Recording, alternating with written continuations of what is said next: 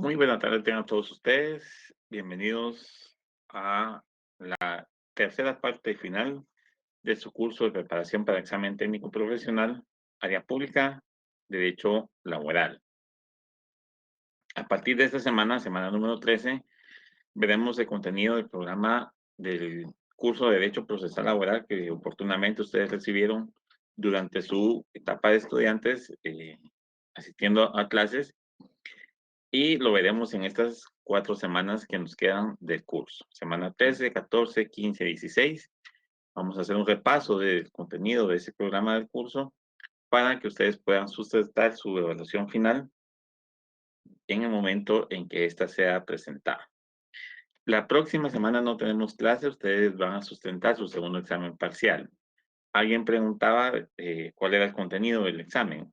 Obviamente, pienso que pues, no ha estado conectado porque lo dije la semana pasada, cuál iba a ser el contenido del segundo examen parcial. Para el segundo parcial va a evaluarse el contenido de las semanas 7 a 11, pero pueden existir preguntas relacionadas al primer parcial. Recuerden que ustedes ya están en una etapa de su estudio donde en cualquier momento se les puede preguntar desde el primer parcial hasta el último, desde la primera semana de clase hasta la última, hasta por lo menos la que hemos visto, ¿sí?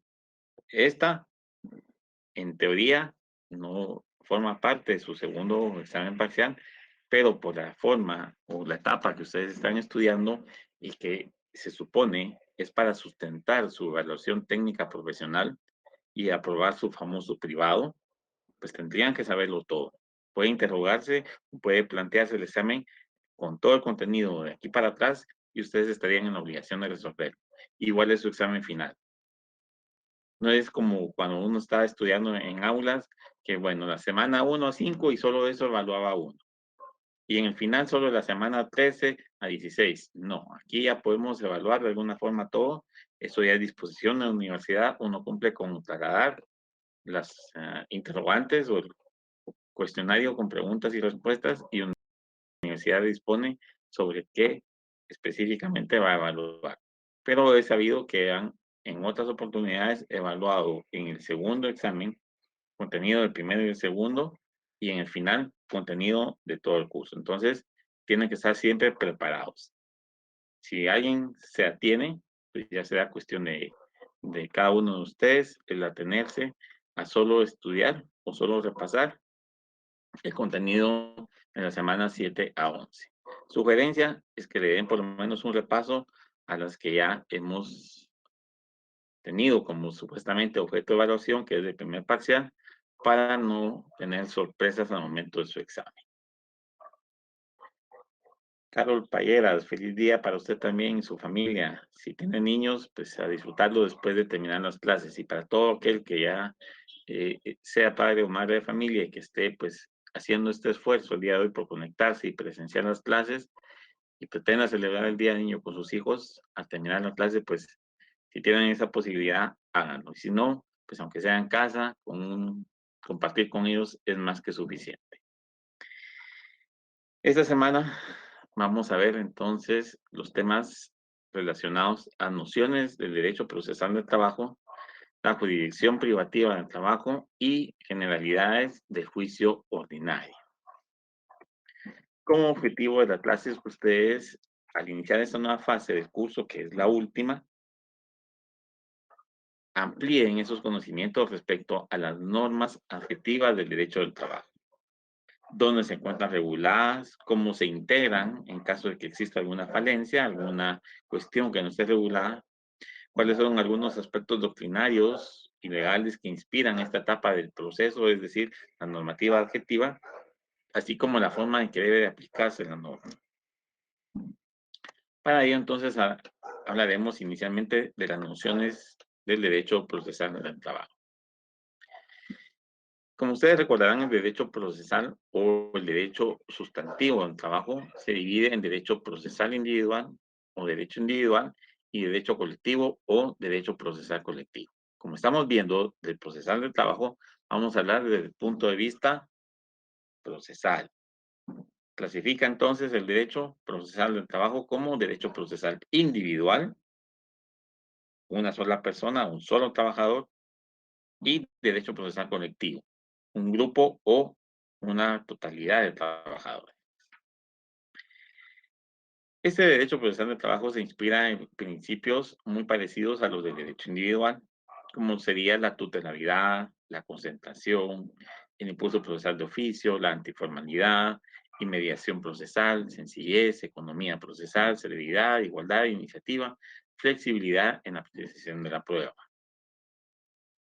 Aquí ya entran algunos principios que no tiene el derecho sustantivo, como por ejemplo esa flexibilidad en la apreciación de la prueba,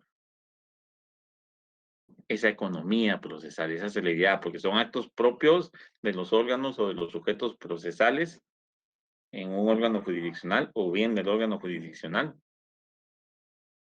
y no tanto de normas sustantivas que regulen cómo debe de, una prohibición hacia los patronos, una obligación de trabajadores, son sustantivas, pero no inspiran, por ejemplo, no tienen ese impulso procesal de oficio, porque no hay nada que se esté litigando.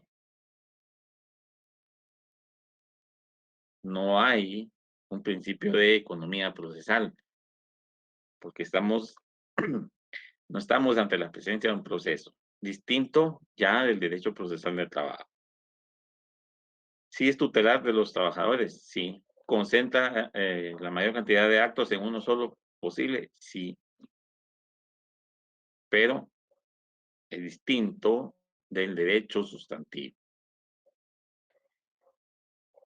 Para ello diríamos entonces que el derecho procesal del trabajo es la rama del derecho procesal que estudia la organización y competencia de la justicia del trabajo, los principios que inspiran esa justicia, las normas generales que comprende el derecho procesal y el procedimiento a seguir para la decisión que se tome de un proceso y el cumplimiento de ésta, así como todos los relacionados los procesos originados por una relación laboral, ya sea individual o colectiva. Es decir, la norma de derecho procesal del trabajo aplica desde el punto de vista individual y desde el punto de vista colectivo. Siempre son procesos. ¿Que son distintos procesos? Sí. Vimos que un proceso colectivo, como un arreglo directo, una conciliación, es porque se soluciona un conflicto que existe entre los trabajadores y el patrono o grupo de patronos. Pero un conflicto individual, un proceso individual, solo va a solventar la situación de un trabajador en particular. María Franchella indica que por qué no era semana 12, porque vio la diapositiva, la número 13. Si ustedes ven su calendario o su programa de cursos jóvenes en cualquier curso, verán que semana 6, semana 12, semana 16 y, perdón, 17 y 18 son evaluaciones. Por eso no se hace mención a una semana 12 en clase. Nos saltamos una diapositiva, no tenemos la diapositiva 6, no tenemos las diapositivas de la clase 12, porque son semanas de exámenes. Entonces, hoy ya tenemos 13 semanas de estar con este curso. La 12 la vamos a correr para dentro de 8 días, que es su examen. Pero de la 1 a la 5 fueron clases, la 6 fue examen. De la 7 a la 11 son clases, la 12 es examen. 13 a 16 son clases, 17 y 18 son exámenes. Así es. No sé si María Franchella o Francela, no sé cómo se pronuncia su segundo nombre, haya sido estudiante regular o no, o haya sido estudiante que se trasladó de otra universidad. Pero para que ese estudiante rural debe de saber que las semanas 6, 12, 17 y 18 son semanas de exámenes. Si ustedes le preguntan a cualquier catedrático de rural cuántas semanas de clases tiene, le va a hacer la cuenta de las primeras 5, las segundas 5 y de las 4 siguientes, son 14. Y 4 semanas de evaluación. Nos da un total de 18, como está contenido en cada uno de los programas de los distintos cursos que tiene cada una de las facultades. Entonces es una cuestión de ir corriendo, por decirlo así, porque la evaluación pues dispone de universidad en qué momento la realiza. Si efectivamente la evaluación la hace en la semana 6, 12 o la corre como por ejemplo nos pasó en el primer parcial y nos pasa ahora, la corre la semana 7 y en la semana 13. Hoy es semana número 12 de estarnos conectando, pero corresponde al conocimiento de la semana número 13 de clase. Y la próxima semana, que sería la semana número 13, se va a tomar como la semana 12 para efecto de su evaluación.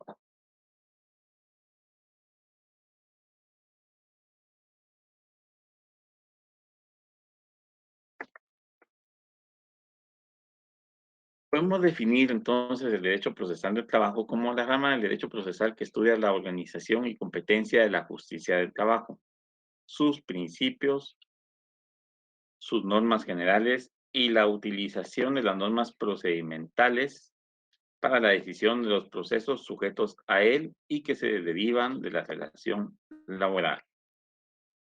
¿Qué es el derecho procesal del trabajo entonces? Es la rama del derecho procesal que estudia la organización y competencia de la justicia del trabajo, sus principios, sus normas generales y la utilización de las normas procedimentales, normas adjetivas o derecho adjetivo.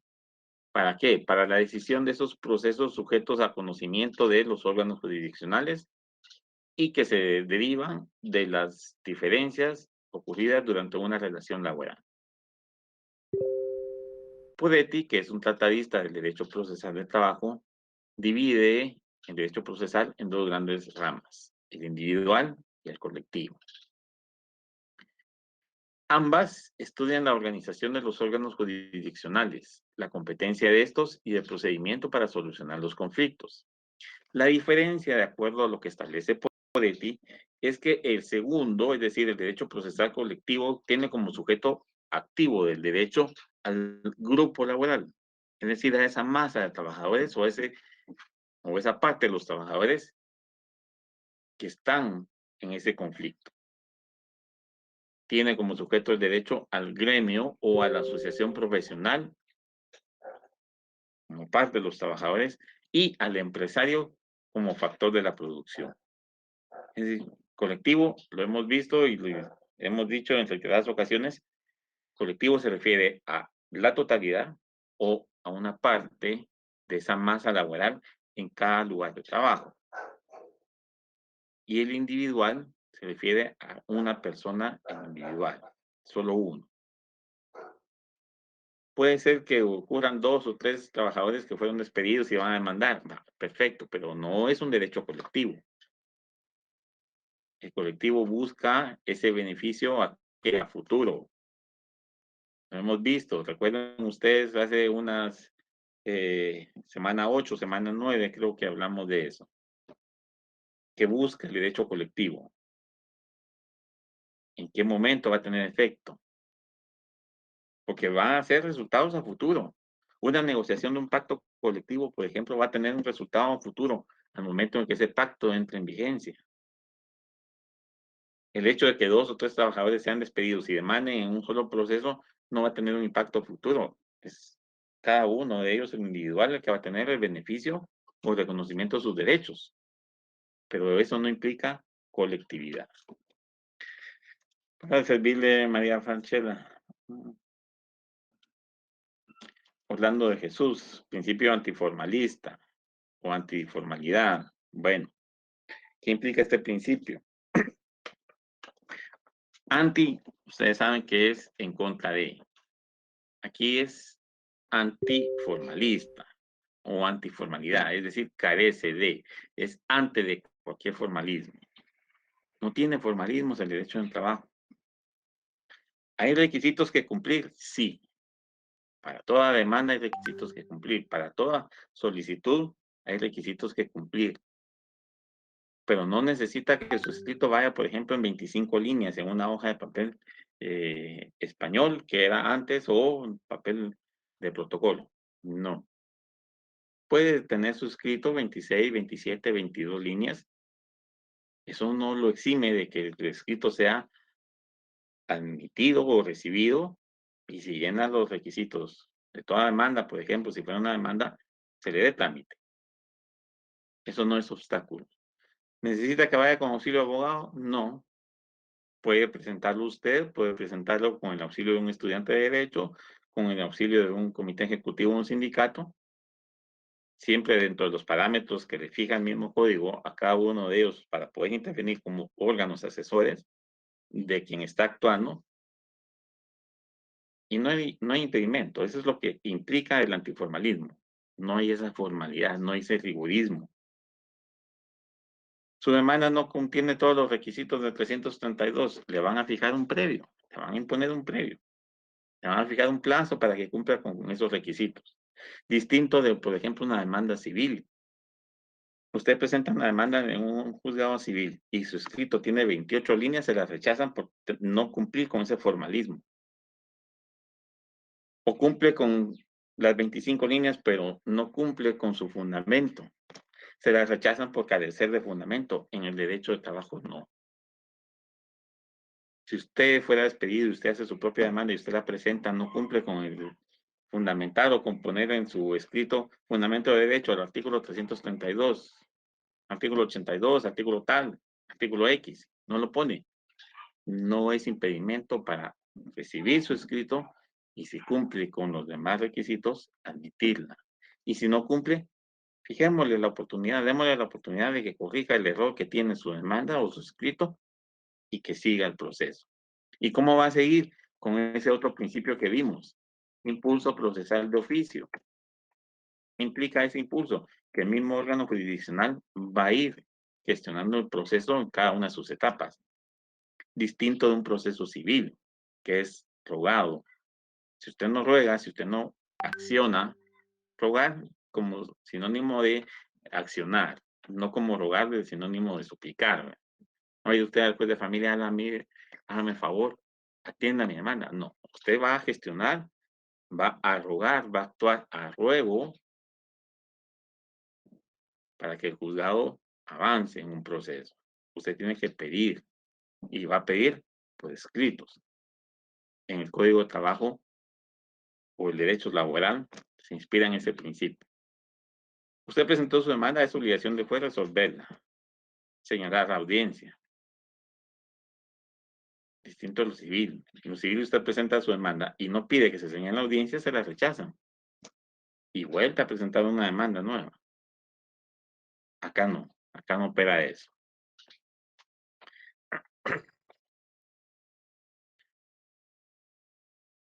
Precisamente esos principios que hemos estado hablando de celeridad, antiformalismo, economía y demás, hablamos de esos juicios de valor inherentes a la naturaleza del hombre y que éste considera como necesarios para poder hablar de una justicia procesal. En virtud de ello, vamos a hacer alusión a algunos de esos principios. Tutelaridad. Es el principio que ampara o protege a la parte más débil de la relación laboral, que de acuerdo a la legislación guatemalteca y la doctrina, es el trabajador. Él es el que está en esa desigualdad de condiciones y por eso el derecho laboral lo va a proteger, lo va a tutelar, a darle esa protección que necesita o ese amparo que necesita ante la ley y ante la parte económicamente más fuerte que es el patrón. A eso se refiere. Concentración. Tal vez nos adelantamos un poco a explicar ese principio, pero vamos a ir viendo de forma muy general. La concentración implica que un conjunto de actos o pluralidad de estos deban de realizarse a través de un control común y de preferencia en una sola oportunidad o en el mínimo de esta. Recuerden ustedes, por ejemplo, que el Código de Trabajo establece como máximo para recibir la prueba 3 audiencias. La primera, que se señala cuando se emite la demanda. La segunda, que puede ocurrir porque en la primera audiencia no se pudo diligenciar toda la prueba.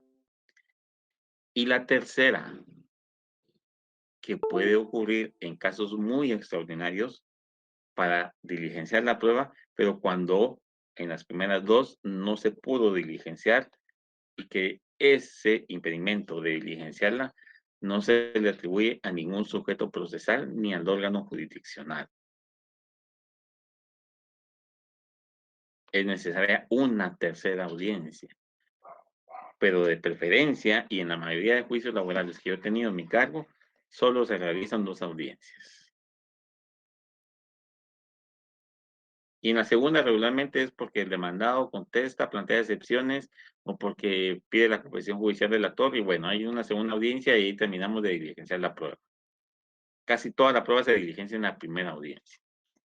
Y dependiendo de la actitud del demandado, solo es una audiencia. A eso se refiere esa concentración. La mayor cantidad de diligencias posibles en un solo acto. Concentremos el actuar del órgano jurisdiccional a una sola oportunidad o el mínimo de esta.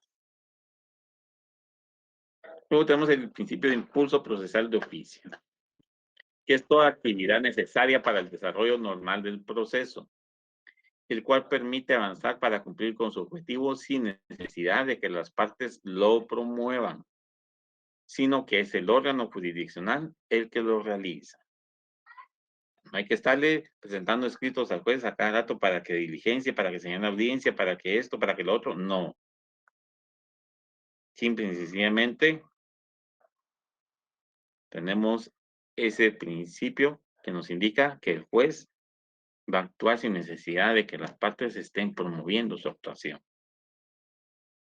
Una vez iniciada la instancia o promovida la instancia, que eso sí es necesario a través de un escrito, ya sea un incidente o un juicio ordinario, el órgano jurisdiccional ya se encuentra facultado para actuar de oficio. Obviamente, si el juez no conoce que fulanito fue despedido, que sutanita fue despedida en estado de gravidez, no obstante haber dado el aviso al patrono, el juez no puede actuar de oficio. Es el actor, es el trabajador, el patrono, si fuera el caso, el que debe acudir, y una vez haya acudido y haya promovido la instancia, el juez está obligado a efectuar esa labor. Muchas gracias, Eugenia Beatriz, por sus saludos, igualmente para usted y familia. Siguiente principio, inmediación procesal. Este principio establece que existe una comunicación o relación directa del juez con los litigantes, sin la necesidad de intervención de un tercero. Es decir, el juez tiene que estar presente en todos los actos jurisdiccionales. No es a través de lo oficial, no es a través del secretario. Es una audiencia, el juez tiene que estar presente. Es un reconocimiento judicial, el juez tiene que estar presente. Es un auto para mejor proveer, el juez, si es necesaria su presencia, debe de estar. No puede mandar al oficial, no puede mandar al secretario y decirle, vaya usted y lleve a cabo ese reconocimiento. No. Porque el principio que inspira el derecho procesal de inmediación implica que él esté presente y que él verifique, que diligencie cada una de las fases del proceso. Por eso establece una relación directa con los litigantes, con las partes, con el actor, con el demandado. Si esos actúan con sus abogados, pues con ellos también. Pero recuerden que los abogados no son parte de un proceso, son simple y sencillamente asesores. Principio de economía procesal, tendiente a lograr el ahorro de gastos monetarios y de tiempo en la administración de justicia, muy relacionado con el principio de concentración o de celeridad. Hagámoslo rápido, hagámoslo en un solo acto, entonces vamos a economizar tiempo, vamos a economizar gasto, porque cada audiencia implica entonces que el trabajador o el patrón tiene que pagarle al abogado que lo acompaña, si fuera el caso. En dos audiencias le va a pagar las dos audiencias, simple y sencillo. Que el trabajador se tiene que trasladar hacia un municipio, un departamento, porque allí trabajaba y el juez se inhibió, lo mandó al otro juez. Ese principio de economía procesal obliga al juez del interior a realizar la menor cantidad de audiencias posibles, la menor intervención de los procesados en su sede jurisdiccional para administrar justicia. Porque trasladarse implica gasto, pasaje o combustible, alimentación, si hay que quedarse a dormir, hospedaje. Ese principio de economía procesal, partiendo de la tutelaridad, hace que la mayor cantidad de gastos de actos se realicen en, en un menor tiempo y que no implique un gasto para el trabajador o el patrono o ambas partes. Igual para el sistema de justicia, porque es un gasto monetario increíble. Principio de igualdad. Las normas procesales no establecen ventajas, privilegios o beneficios a favor de una de las partes en perjuicio de la otra. ¿Protege a la parte más débil? Sí. ¿Para qué? Para colocarla en esa situación de igualdad ante quien ejerce ese poder económico, que es el patrono. A eso se refiere. Entonces, vamos a tratar de equilibrar la balanza de la justicia entre patronos y trabajadores. No porque este sea más o porque este sea más, no. Igualdad. Equilibremos esa balanza de la justicia sin perjudicar a la otra parte, pero vamos a proteger a la más débil. Y esa protección de la tutelaridad es la que nos va a permitir hacer esto en la balanza. Si ustedes se percatan cómo es una balanza de justicia, se van a dar cuenta, la diosa de la justicia, mejor dicho, tiene una balanza en una de sus manos, que debe estar igual, ni para acá, ni para acá. Condiciones de igualdad, a eso se refiere ese principio. Flexibilidad en la apreciación de la prueba. Implica que al apreciar la prueba, que no se haga esta con un criterio estricto y legal, sino que se analice con un criterio lógico y justo, como sería común para los hombres sin necesidad de ser juez, y que esto le permita llegar a una conclusión. Es decir, no vamos a verificar el aspecto realista de una prueba. A que aquí dice que es 250 y 250 debe ser. No. Si al aplicar nuestro criterio lógico nos da que pues, no son 250, son 270 o 260, es un valor variable y es lo justo, es lo que le corresponde. Así se debe analizar la prueba, apreciarla para poder dictar sentencia. Un ejemplo de esa flexibilidad, bueno, ¿qué podemos poner de ejemplo? Un ajuste o reajuste al salario mínimo. Es que yo le pagaba 1,900 y le daba esto, le daba lo otro, le daba regalías, le daba aquí, le daba allá, y con eso ganaba 5,000. Pero nómina, usted tiene 1,800, 1,900. ¿Es legal pagar menos del salario mínimo? No lo es. ¿Es justo? Posiblemente porque sacaba más del salario mínimo. Pero si analizamos la prueba en ese sentido estricto y legal, estaríamos consintiendo que el patrón no pague menos del salario mínimo. Y como jueces no podemos hacer eso, porque no estamos entonces igualando las condiciones. No estamos protegiendo al trabajador. Para lograr eso, debemos de ser flexibles. Así, él probó que el trabajador ganaba más del salario mínimo, pero nómina no tiene ese salario mínimo. Entonces hay que condenar al reajuste salarial, por lo menos al salario mínimo. Y así es como se maneja esa flexibilidad en la apreciación de la prueba. Obviamente, cada caso en concreto tiene sus propias aristas, sus propias condiciones, y eso es lo que nos va a permitir, dependiendo del caso, dependiendo de las circunstancias, de la prueba que se lleve a cabo, que se diligencia ante el juez, el analizarla de esa forma flexible, justa, lógica, para poder emitir ese juicio de valor que nos va a concluir el proceso a través de una resolución final, que dependiendo del proceso va a ser auto o sentencia.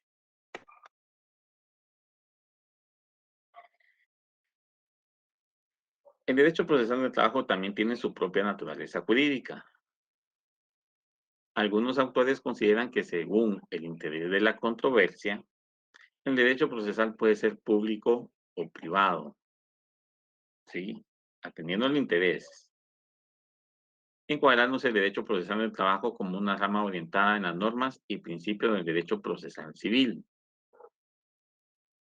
Sin embargo, pues esta postura no tiene mayor relevancia, ha sido muy criticada y la mayoría de autores consideran que el derecho procesal del trabajo como una disciplina del derecho público, es decir, su naturaleza jurídica será pública, toda vez que regula y encausa la función y estructura de los órganos jurisdiccionales, los jueces, al afán de procurar la administración de justicia en el Estado, el famoso Estado de Derecho, que implica un sinfín de situaciones, y una de esas es esa justicia. Pero para procurar administrar justicia, debemos de actuar como. ¿Quién va a impartir justicia? ¿Quién va a administrar la justicia? Solo el Estado tiene ese poder, esa facultad, mejor dicho. Bueno, ese poder, porque es un poder del Estado, el poder judicial. ¿Y qué vamos a lograr con eso? Equiparar esas diferencias. ¿Debe intervenir el Estado para regular esas situaciones? Por supuesto que sí. Si no, estaríamos como estábamos en la época en que el esclavo era considerado como un bien de su dueño, que podía disponer de él, exigirle y hacerlo trabajar incluso hasta que perdiera la vida. Esas diferencias, ese abuso que ocurría a través de la historia mucho tiempo atrás y que se pretende evitar con la legislación laboral, solo lo puede hacer el Estado. Por eso la naturaleza jurídica del derecho procesal al trabajo es pública, porque actúa el Estado, no por el interés de la controversia, sino para tratar de equilibrar esa fuerza o esa desigualdad que existe entre el patrono y el trabajador. Eso es lo que se persigue con la naturaleza jurídica pública del derecho procesal del trabajo. Obviamente, también se relaciona con otras ciencias, al igual que el derecho sustantivo. No solo el sustantivo se relaciona con ciencias en general, también el procesal o derecho adjetivo. Se relaciona con las normas del derecho procesal civil que complementan, como ustedes bien saben, las normas contenidas en el Código de Trabajo. El Código Procesal Civil y Mercantil se aplica en forma supletoria al Código de Trabajo. Se relaciona también con el derecho administrativo y con el derecho procesal penal. Y ustedes se dirán, ¿por qué? Es pregunta que les dejo para que ustedes me la respondan en el correo. ¿Cómo se relaciona el derecho procesal del trabajo con el derecho administrativo? O con el derecho procesal penal, que es más complejo, que es totalmente distinto. Con el administrativo podríamos en algún momento encontrar alguna relación. Con el procesal penal, ¿cómo se relaciona? Pregunta, les leo. Recuerden que lo visto, lo hablado, lo estudiado en clase puede ser objeto de evaluación en su examen parcial.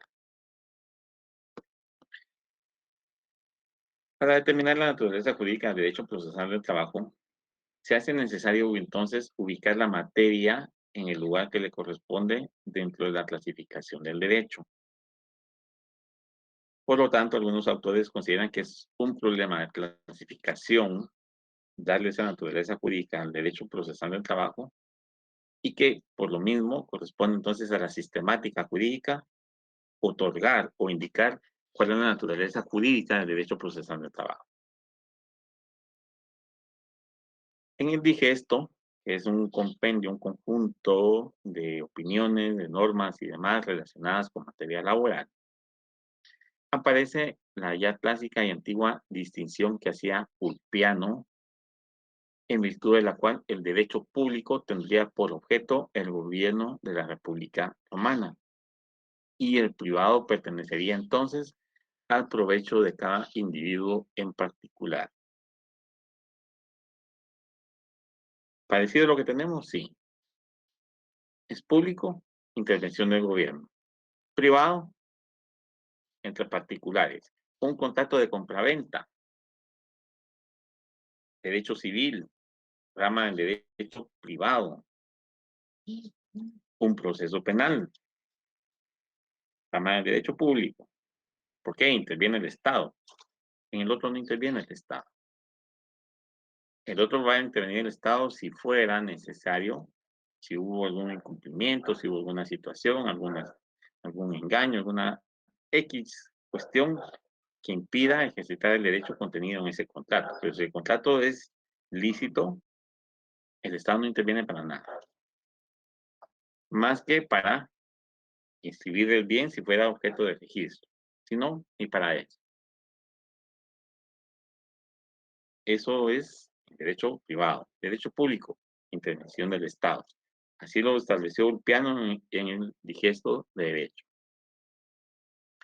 Sin embargo, desde un punto de vista totalmente científico y estricto, no son válidas esas clasificaciones, al no caber la distinción, ya que toda norma jurídica es estatal y el sistema jurídico es unitario. Es decir, tenemos un solo sistema jurídico y toda norma es producto de una actividad estatal. ¿A través de qué? De uno de los poderes del Estado.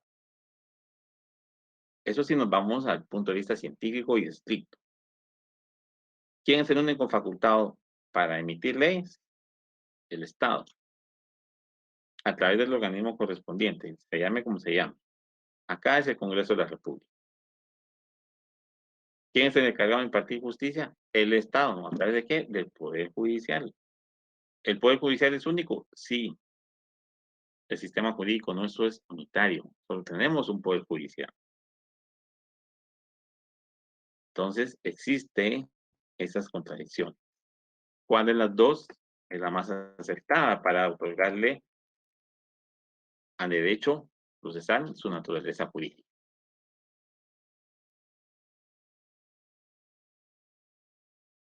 Pretender clasificar al orden jurídico, como decía Hans Kelsen, implicaría que a mayor abundamiento, es decir, a mayor cantidad, la división del derecho público y el derecho privado se encuentra actualmente en revisión, debido a las tendencias de tratadistas que pretenden incluir una categoría más a esas dos, denominada un derecho social.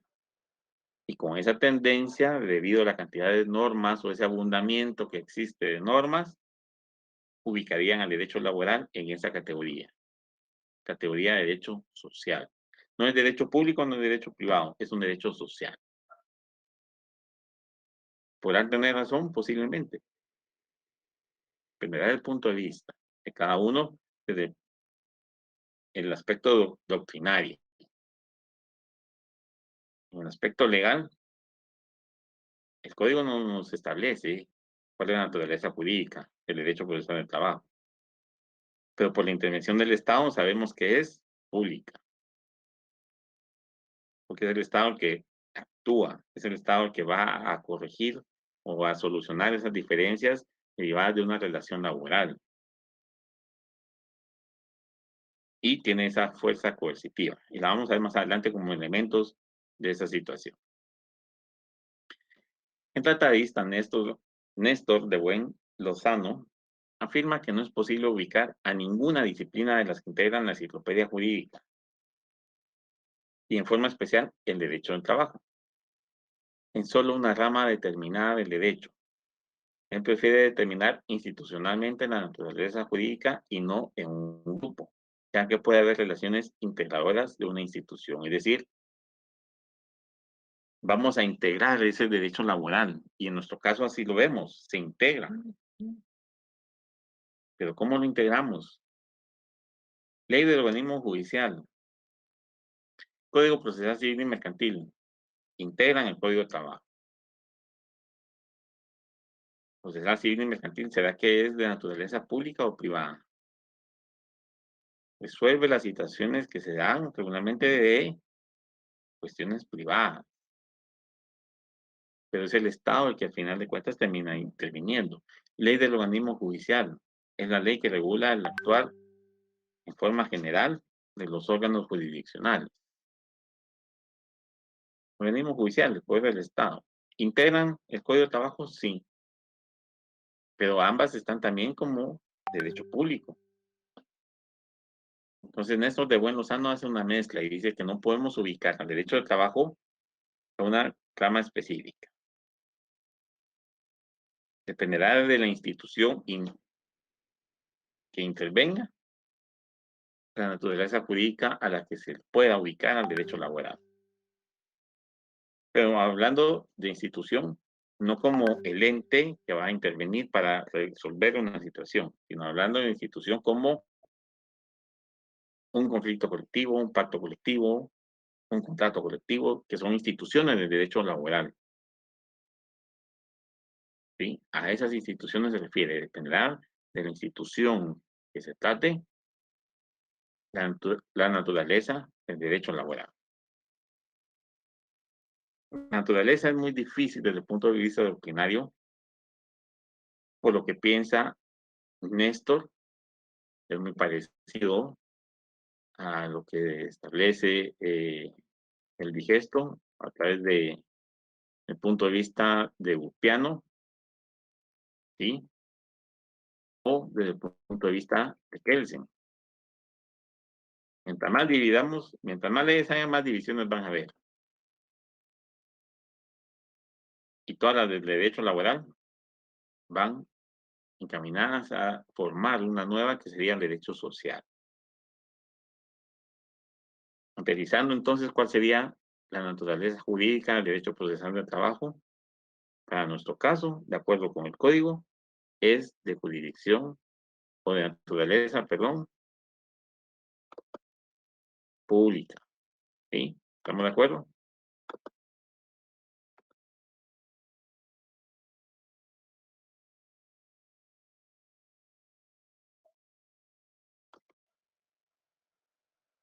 Cada vez se conectan menos ustedes. Yo no sé cómo van a hacer el resto para ganar su examen. Hay chivitos que se dan en el examen. Hay cuestiones que se platican en la clase y que la diapositiva solo le hace mención. Acá se explica y si viene en el examen, oído, ¿verdad? Entonces, por eso, insisto, las diapositivas no se comparten. Jurisdicción privativa. Siguiente tema de clase. La jurisdicción, recordemos que es aquella facultad que tienen los jueces de juzgar y ejecutar lo juzgado, por lo que su función es pública, gratuita y obligatoria, teniendo como característica la jurisdicción la siguiente: improrrogabilidad. Los jueces de trabajo no pueden trasladar a otro juez los asuntos que por ley les sean de su conocimiento. ¿Es una demanda ordinaria laboral? Tiene que ser un juez de trabajo. No se la puede dar a un juez civil o a un juez penal, a uno de lo contencioso. No puede. Siguiente característica: indelegabilidad. Un juez no puede delegar en otra persona su función de juez, ni a otro juez siquiera. La única que puede delegar la administración de justicia es la Corte Suprema de Justicia. Yo, juez, no le puedo decir a mi secretario, dicte usted la sentencia. O díganle a aquel juez que está allá que no tiene nada que hacer ahorita que dicte la sentencia. No se puede, porque ya está establecida qué asuntos va a conocer cada juez. Ya está establecido que solo la Corte Suprema de Justicia puede delegar esa función.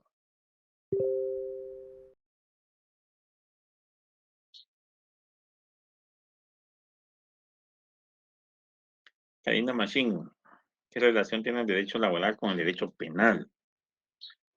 Pues no lo estamos viendo en este momento. Hablamos del procesal laboral con el procesal penal. Difiero de su comentario en el correo que me mandó, pero como no es parte de lo que estamos viendo en este momento, se lo voy a responder en la misma forma, a través del correo electrónico. La siguiente característica es la exclusividad.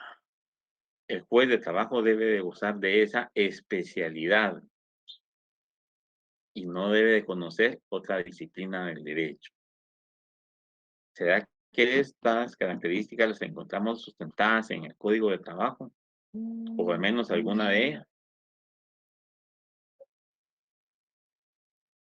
Vamos a ver, vamos a ver. Y si no la vemos acá, usted me la responde.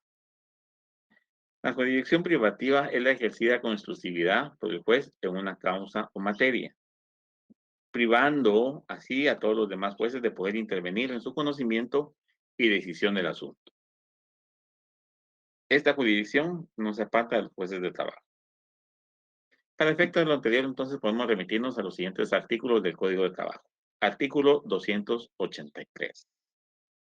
Saquen su código y lo leen, por favor. ¿Qué establece este artículo? Regula que los conflictos relativos al trabajo y previsión social están sometidos a la jurisdicción privativa de los juzgados de trabajo. ¿Y qué es la jurisdicción privativa? Es la ejercida con exclusividad por el juez en una causa o materia y priva a todos los demás jueces de poder intervenir en su conocimiento y decisión. ¿Encontramos la jurisdicción privativa? Sí. ¿Tiene fundamento legal? Sí. Artículo 283. Pregunta de examen, posiblemente. No ahorita en el examen final o en su privado. No sé, en cualquier momento se les puede preguntar. El siguiente artículo es el 289, que establece que debe de ser abogado el juez de trabajo y de preferencia especializado en asuntos de trabajo, estando regulado esto en el artículo referido, remitiéndonos al 292, que indica cuáles serán los procesos sometidos a conocimiento de los jueces de trabajo. Y los vamos a ver. Voy a encender un poco la luz porque ya no mira montes para poder leer. Vamos a ver el primer artículo. 283.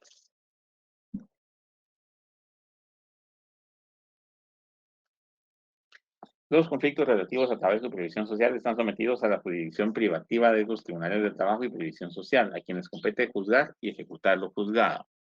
¿Sí? 289. Los juzgados estarán a cargo de un juez que debe ser abogado de los tribunales de la República, de preferencia especializado en asuntos de trabajo, nombrado y removido por la Corte Suprema de Justicia, la única que puede delegar la justicia, por las mismas causas que procede la remoción de los jueces de primera instancia. Los jueces de trabajo y previsión social deben tener los requisitos que la ley exige para ser juez de primera instancia. Bueno, los juzgados de trabajo y previsión social están constituidos además por un secretario que debe ser de preferencia abogado o estudiante de derecho y los notificadores y escribientes que sean necesarios. Pero el juez debe ser abogado, especialista en asuntos de trabajo. 292 es el otro, ¿verdad? Vamos a leer el 292 de una vez.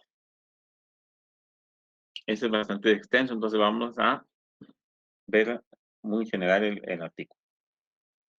Artículo 292. Los juzgados de trabajo conocen en primera instancia, dentro de sus respectivas jurisdicciones, los siguientes asuntos. Y lista aproximadamente 8. En todas las diferencias o conflictos individuales o colectivos de carácter jurídico, en los conflictos colectivos de carácter económico, de todos los juicios que se entablen para obtener la disolución judicial de las organizaciones sindicales, cuestiones de carácter contencioso que surjan con motivo de la aplicación de leyes o disposiciones de seguridad social, de procesos contenciosos administrativos de trabajo y previsión social que se interpongan contra las resoluciones que ponen sanciones, de todas las cuestiones de trabajo cuya cuantía exceda a 100 quetzales, de todos los demás asuntos que determina la ley y de las acciones motivadas por la Inspección General de Trabajo por el incumplimiento a sus resoluciones. Esos son los juicios sometidos a conocimiento de la jurisdicción privativa del trabajo, es decir, que ningún otro juez puede conocer y que el juez que los va a conocer debe ser abogado y de preferencia especializado en asuntos de trabajo. De igual manera, en el artículo 425, en relación al establecer que los jueces que dictaron la sentencia son los que deberán de ejecutar esta. ¿Y con qué artículo tiene relación? Pues con el mismo 283, si no me equivoco. Compete juzgar, ejecutar o juzgado. Así termina el 283. Y el 425, ¿qué establece?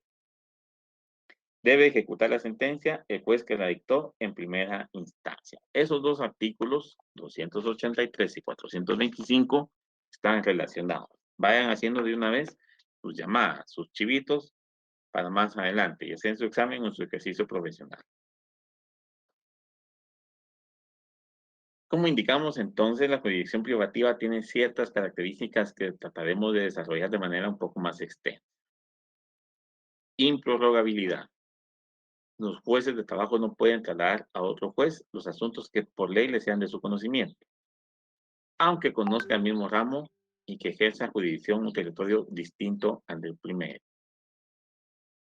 La definición de improrrogabilidad que arroja el diccionario de Guillermo Cabanellas y Torres implica que en materia procesal se hace referencia a aquellos términos que no son susceptibles de prórroga por mayor número de días de los que la ley señala. Sin embargo, no es esa la definición que nos interesa. Veamos respecto a esa característica de improrrogabilidad el artículo 307 del Código de Trabajo.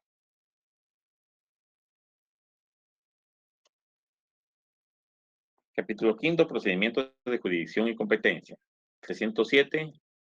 En los conflictos de trabajo, la jurisdicción es improrrogable por razón de la materia y del territorio. Es decir, un juez civil no puede conocer materia laboral, al menos que la competencia que le fue dada por la Corte Suprema de Justicia, en esa facultad de administrar justicia, lo haya hecho un juzgado de naturaleza mixta, civil, familia y trabajo, o económico, coactivo y trabajo.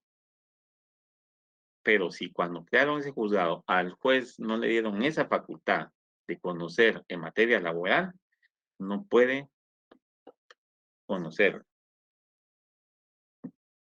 Es improrrogable por razón de la materia y del territorio. Es decir, el juez de Petén no va a conocer un proceso ocurrido aquí en Guatemala. No se puede. Salvo en lo que respecta a la jurisdicción territorial, cuando se hubiera convenido en los contratos o pactos de trabajo una cláusula que notoriamente favorezca al trabajador. Es decir, que en caso de diferencias, el trabajador puede demandar en el lugar donde le sea más económico a él, donde tenga mayor ventaja el trabajador, por la cercanía, por el tiempo, por la inversión, por el gasto y demás. A eso se refiere. ¿Tiene sustento entonces? Sí, el artículo 307 habla de esa característica. Siguiente, indelegabilidad.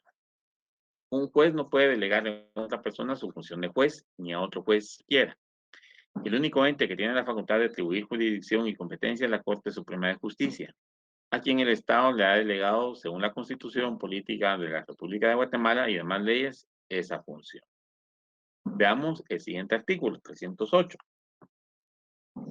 Los tribunales de trabajo no pueden delegar su jurisdicción para el conocimiento de todo el negocio que les esté sometido, ni para dictar su fallo.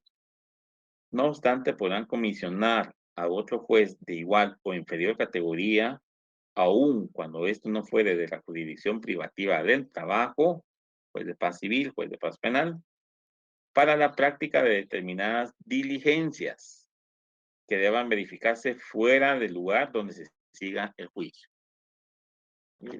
Un exhorto, un despacho, mejor y notifíquele, el favor y cita a ese testigo. Lo hace en esa forma de comunicación entre órganos jurisdiccionales, pero no le está delegando a él esa facultad de administrar justicia en materia laboral. Solo le está pidiendo colaboración para ciertas diligencias, porque no tiene función. La jurisdicción privativa es exclusiva de los jueces de trabajo. Sin embargo, puede ocurrir que alguna de las partes o el propio juez consideren que existen causales para argumentar y plantear un impedimento, una excusa o una recusación en contra del juez que conocerá el asunto, por lo que deberá de realizar el procedimiento establecido en la ley del organismo judicial para que sea la Corte Suprema de Justicia o la sala respectiva la que pueda designar a otro juez para que conozca el asunto. Eso es en el caso de que exista un impedimento, una excusa o el juez sea recusado. Causales establecidas en la ley del organismo judicial, artículos 122 a 134.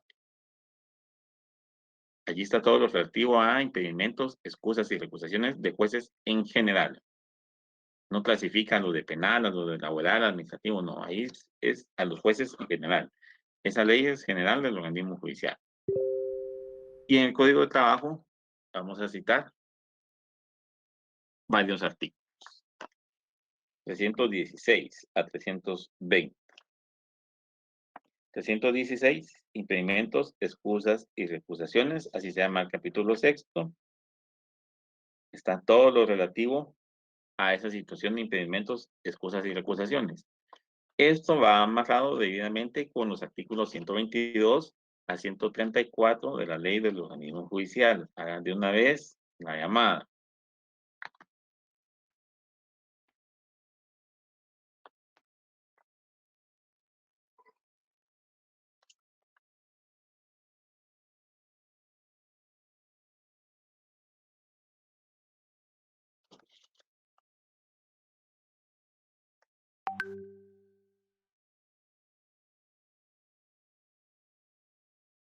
Coloqué un artículo acá, 113 jóvenes, pero ese sí no tiene relación. Vamos a eliminar. No sé en qué estaba pensando en ese momento, tal vez en el salario mínimo, pero no tiene nada que ver.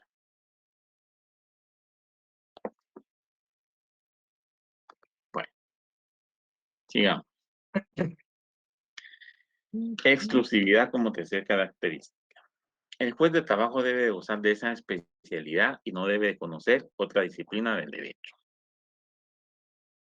Se refiere entonces esa exclusividad a la facultad de la impartición de la justicia en el ámbito del derecho procesal del trabajo, que solo corresponde a los jueces de trabajo y previsión social.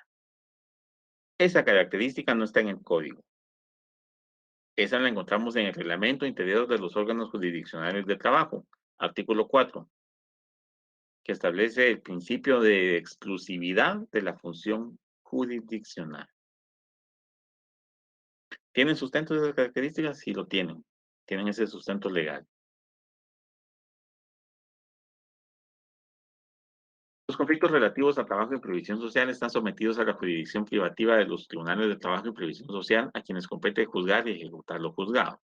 De manera que la Judicatura de Trabajo y Previsión Social tiene plena categoría jurisdiccional, con todas las potestades inherentes a esta calidad, la cual tiene como elementos los siguientes: notio, vocatio, coertio, judicium y ejecutio, o executio. Se exceptúan de ellos los tribunales de conciliación y arbitraje por estar integrados por jueces legos y jueces de derecho. Un tribunal de conciliación y arbitraje no tiene ese poder de coerción. Puede castigar. ¿Va a resolver un conflicto colectivo? Sí, pero no tiene facultades de conocer un litigio, no tiene facultad de citar a las partes, de hacerlos conducir por la fuerza pública, no puede castigar, no puede hacer nada de eso.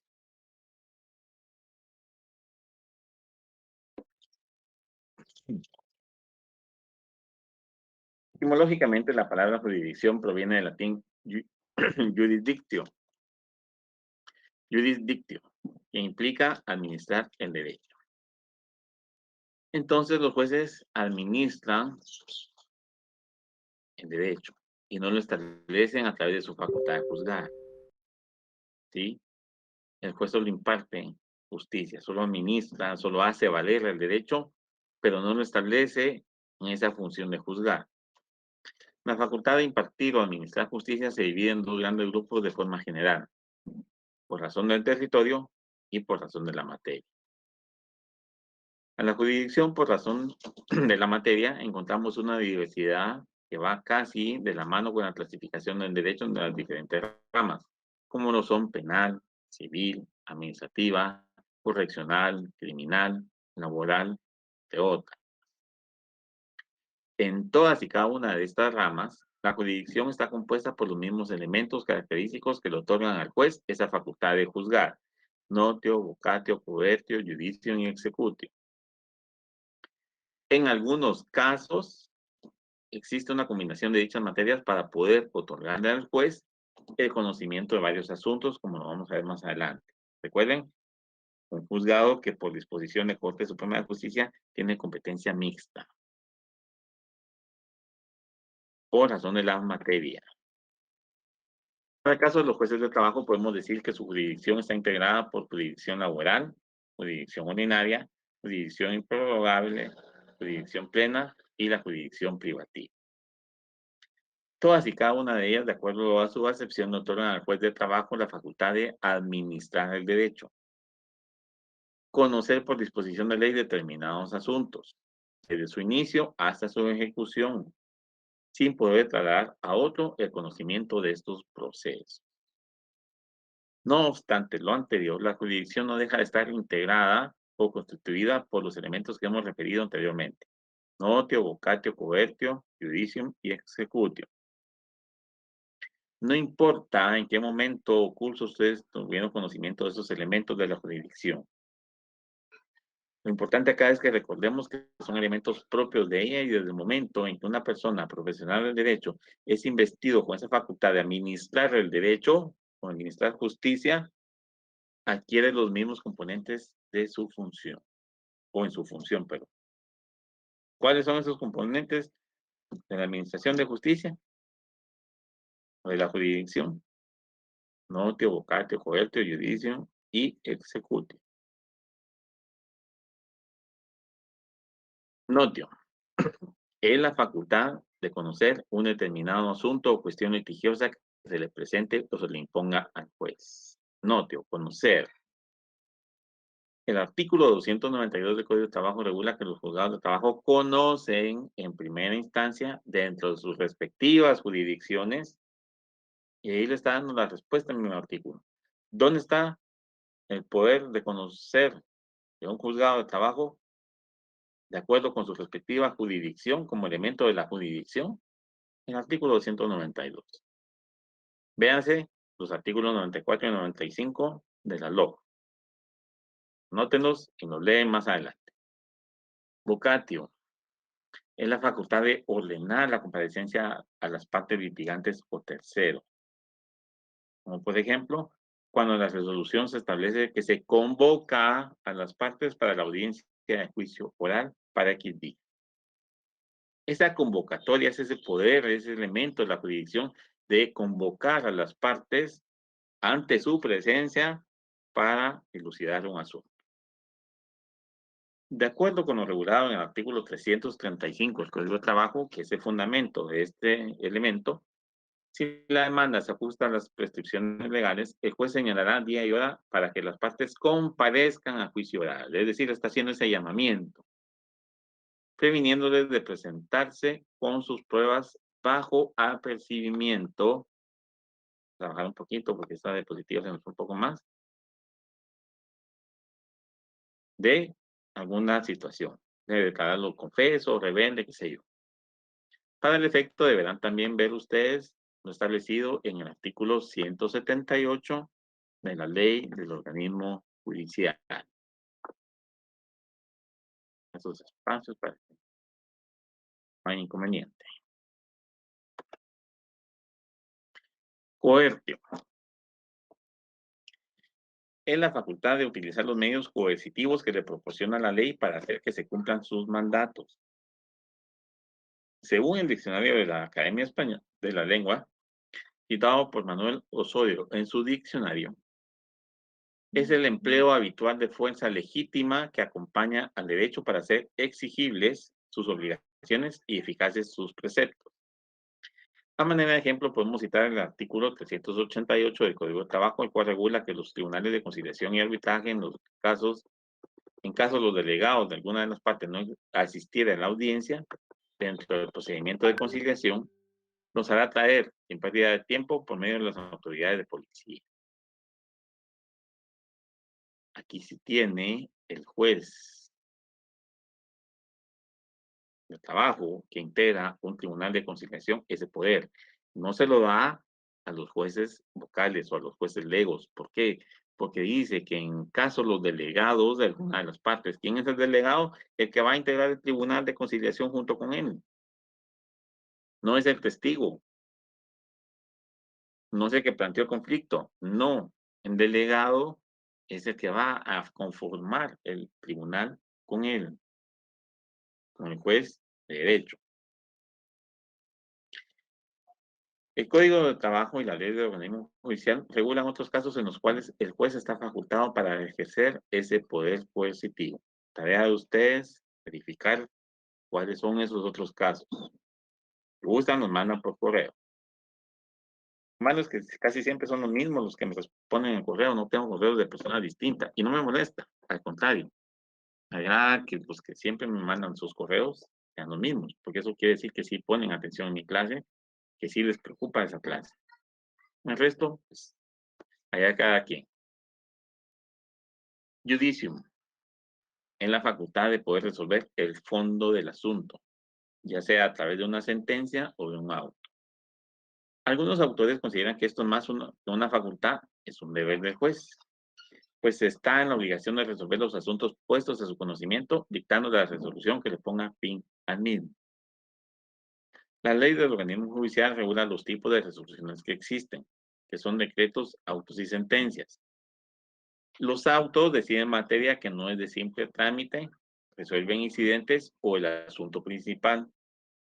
Las sentencias deciden el asunto principal después de agotados los trámites del proceso. Judicium, esa es la facultad de judicializar la decisión del asunto a través de una decisión contenida en un auto o una sentencia. El Código de Trabajo regula en los artículos 358 y 59 que los jueces deben de dictar sentencia. Deben, como dicen algunos autores, es un deber del juez. Y los requisitos de las sentencias que deben observar también están establecidos en estos artículos para poder dictar las sentencias respectivas. ¿Va a dictar sentencia? Sí, porque tiene que hacerlo, sí, pero la va a hacer atendiendo a estos requisitos. Y por último, el último elemento, el executio. En la facultad de poder llevar a ejecución sus propias resoluciones. De este elemento, algunos tratadistas afirman que no ocurre o se presenta en todos los tipos de jurisdicción que existen, como lo sería la jurisdicción penal, en la cual el juez que dicta sentencia es distinto de aquel juez que va a verificar la ejecución o el cumplimiento de esa sentencia. ¿Tenemos tribunales de sentencia en Guatemala? Sí. ¿Pero hay tribunales o jueces de ejecución penal? Sí, los hay. Son distintos de los que dictan sentencia y ellos son los que verifican el cumplimiento de la misma. Pero en lo laboral no, y lo vimos en uno de los artículos. Le competirá conocer y ejecutar lo juzgado por el mismo. Respecto de la ejecución de sentencia, toda sentencia pasada en autoridad de cosa juzgada tiene carácter de título ejecutivo. Por ello, quien resulta deudor y no cumple con la prestación debida, estará sujeto a la ejecución forzosa, que dará cumplimiento a lo ordenado en el fallo. Para el efecto de esto pueden ver lo relativo o lo dispuesto en los artículos 153, 55 y 56 de la Ley del Organismo Judicial y 425 y 26 del Código de Trabajo.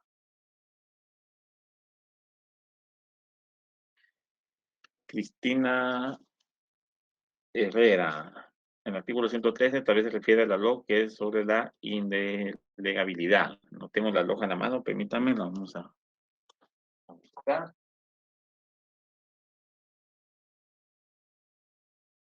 Ley del Organismo Judicial, artículo 113. Sí, efectivamente, Cristina tiene razón. Muchas gracias por hacerme la aclaración.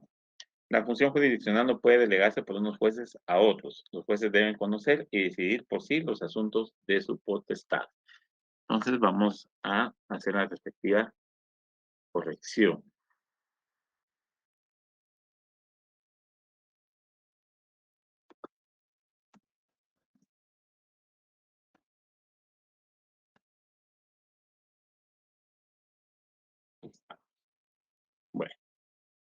Sigamos.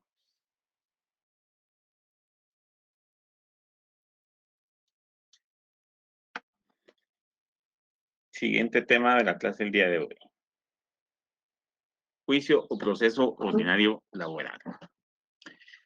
En este se dilucidan las cuestiones entre patronos y trabajadores respecto a algún conflicto derivado de la relación de trabajo o bien por la inobservancia de las leyes laborales.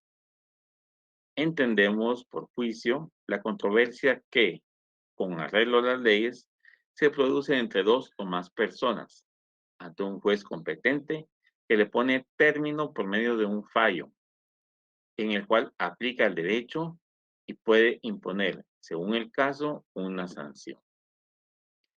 El procedimiento no es más que el conjunto de normas reguladoras de la actuación de las personas ante los órganos jurisdiccionales, independientemente del carácter que estos sean.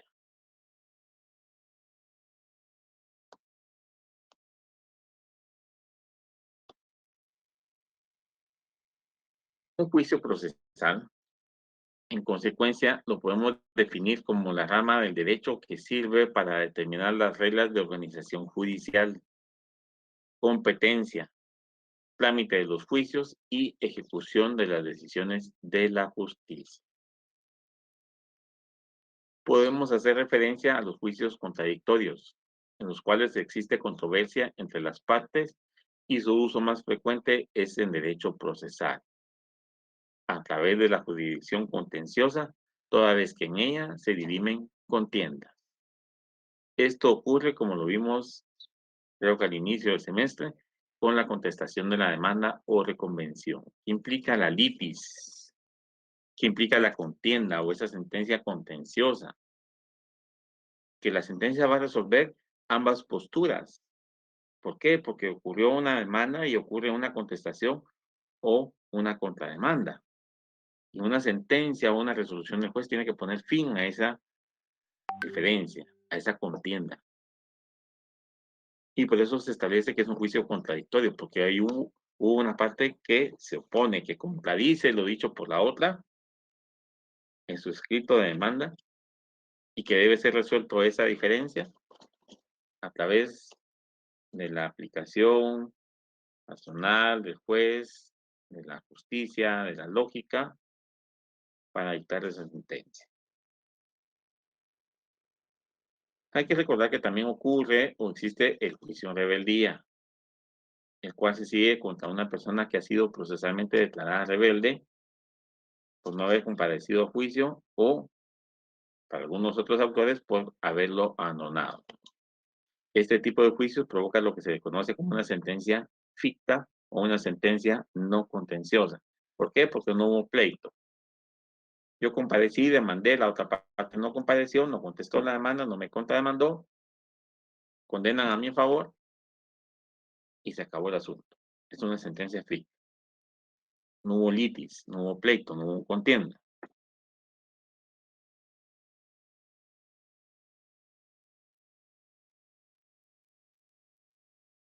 Buenas tardes, Sonia Galindo. Estamos para servirles, no tenga pena, que es, mientras nos guste esto, pues aquí estaremos. Siguiente tema. Yo sé que vamos un poquito rápido hoy, pero trato de avanzar esto porque, no recuerdo mal, el programa de curso, vamos a ver en semana 15 y 16 ya más detallado el juicio laboral. Si no es 15 y 16, es 14 y 15, pero en esas 2 semanas vamos a ocupar para eso. Por eso esto lo vemos en una forma más rápida. Dentro de los procesos laborales se pueden solicitar medidas cautelares y estas se pueden hacer al momento de presentar la demanda, es decir, esa petición, o bien durante la tramitación de la misma, ¿sí?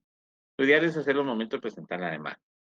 Y se pueden solicitar las medidas cautelares previstas en el Código Procesal Civil y Mercantil por aplicación supletoria de la norma.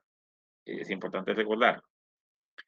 Y esas medidas que se pueden solicitar son arraigo, si existe temor que el demandado se ausente o se oculte. Embargo, de bienes que alcancen a cubrir el monto de lo demandado. Secuestro, desapoderamiento de la cosa para ser entregada en depósito mientras se resuelve el juicio. Intervención sobre establecimientos industriales, comerciales o agrícolas para asegurar el derecho del demandante. Las medidas cautelares pretenden asegurar que cierto derecho pueda ser hecho efectivo en el caso de un litigio, en el que se reconozca la existencia y legitimidad de un derecho. Las medidas cautelares no implican la existencia de un derecho a través de una sentencia. Lo que sí implican es asegurar que se pueda hacer efectivo al momento en que ese derecho pueda ser reconocido. Para ello, para solicitar una medida cautelar, basta acreditar la existencia aparente del derecho que estamos reclamando para que éste sea tutelado o protegido y que se logre, obviamente, la efectividad del mismo.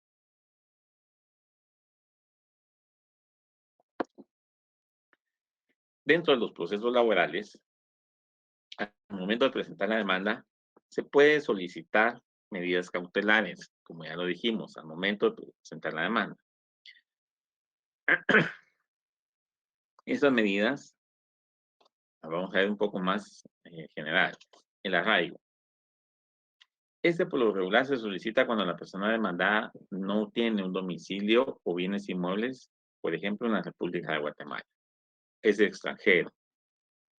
Es italiano, tailandés, español, coreano, no sé, era el patrono, no tiene bienes, no tiene eh, por qué permanecer en el territorio del país y ante una posible demanda, ante una demanda, puede abandonar el país y no cumplir con sus obligaciones.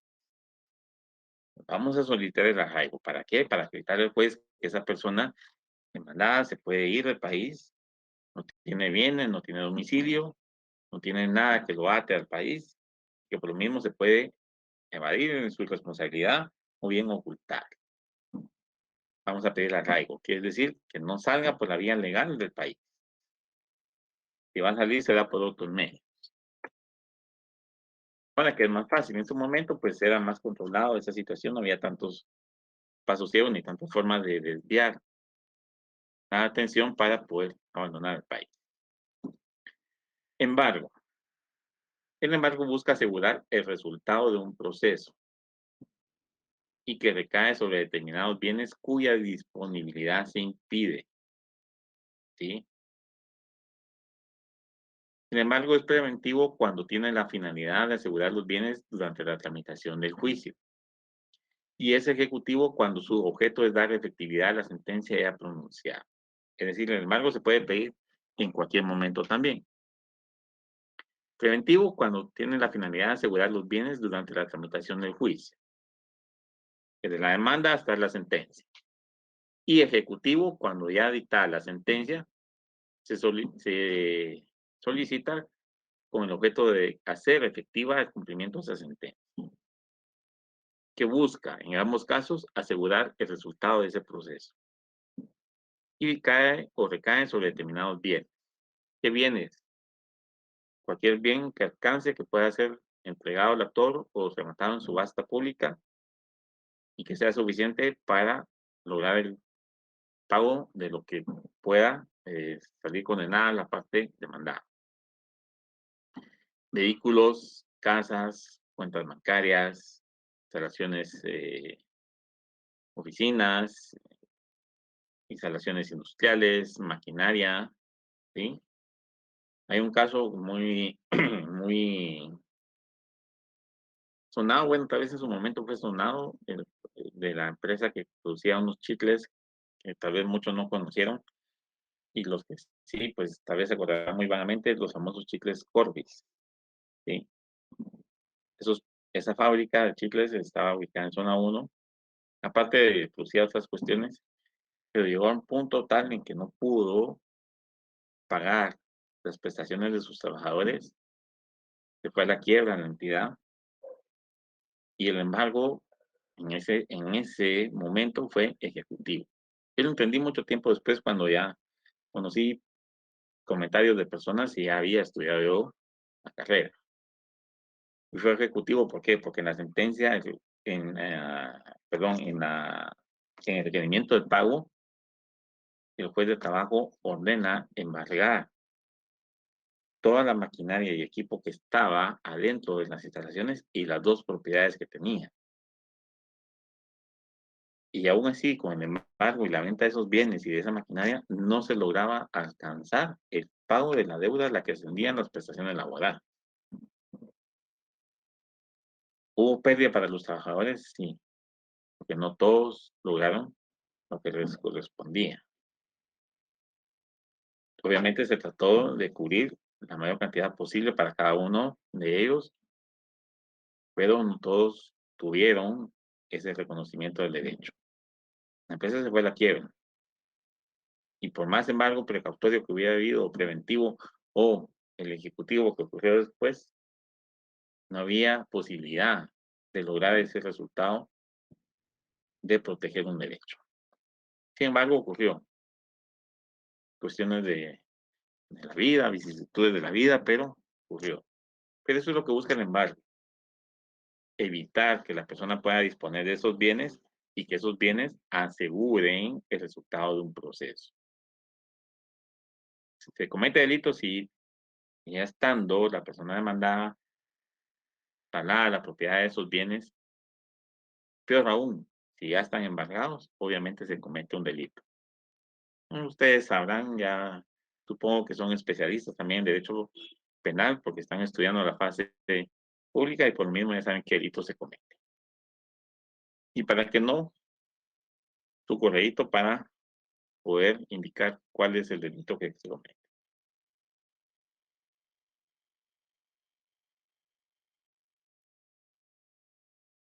Vamos a ver.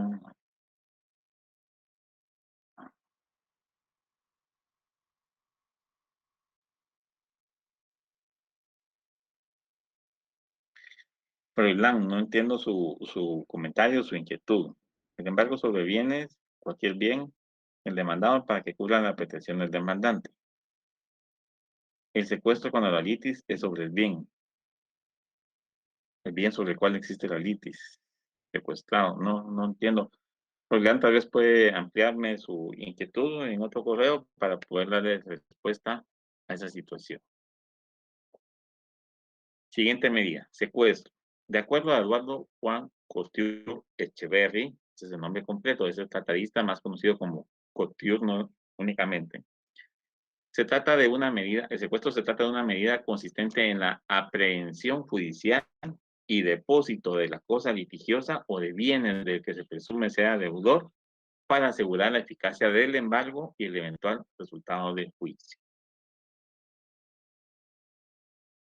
Si partimos de esa definición, Froilán está un poquito perdido. Una medida consistente en la aprehensión judicial. Vamos a secuestrar esto, ¿sí? Lo secuestramos y lo depositamos acá para que el dueño de esta cosa no pueda disponer de él. Porque se supone que él debe las prestaciones, por ejemplo. Vamos a quitarle esto para que en caso él no pague las prestaciones, esto al venderlo en una subasta o al adjudicárselo al trabajador, al actor, al que venció en el proceso, logre obtener el resultado del proceso. Orlando de Jesús, ¿cuál es el delito que comete si están embargados los bienes? Orlando, me imagino que usted está estudiando Código Penal también. Hay un delito muy específico cuanto a los bienes. ¿Qué pasa si se traslada la propiedad de los bienes? Cuando uno ya tiene conocimiento de que existe obligación de responder incluso con ellos. Hay un delito.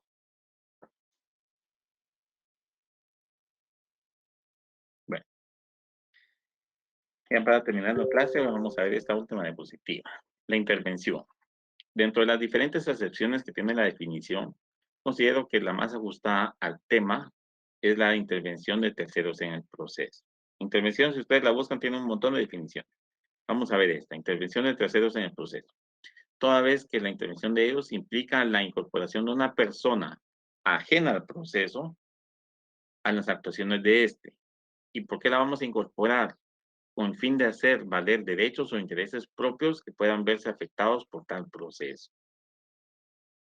Un interventor para que vea las finanzas de la empresa y que vaya verificando que efectivamente existe ganancia, que sí se puede cancelar las prestaciones en el caso resulte vencida la parte demandada.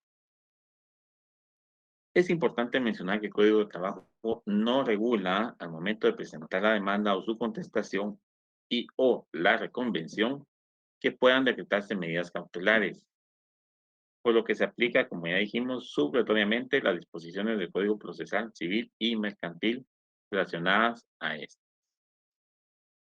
Es únicamente al momento de la ejecución de la sentencia que se hace referencia a la medida cautelar de embargo, porque si ustedes leen su código, solo hasta en la ejecución de la sentencia se establece la medida cautelar de embargo después del requerimiento del pago y que no se logre el pago. Esto faculta al juez para que en caso, al momento de ese requerimiento, no se haga efectivo el pago, va a ordenar el embargo de bienes. Pero solo hace mención del embargo hasta esa etapa del proceso. ¿Y qué pasa con el embargo preventivo? Se puede decretar, se ha decretado. Yo tuve un proceso que lo solicité 2 veces y hasta en la segunda ocasión la jueza accedió a esa intervención, a ese embargo, perdón, de una cuenta bancaria. Y eso fue lo que me permitió lograr el pago hacia el actor, porque las otras cuentas la empresa las vació. ¿Cometió delito? Sí. ¿Cometió un delito, Orlando? Y espero que usted me diga qué delito fue el que se cometió. Mencióneme al menos uno dentro de ese catálogo de delitos que tiene nuestro Código Penal y leyes especiales. Y yo le diré si tiene o no tiene razón.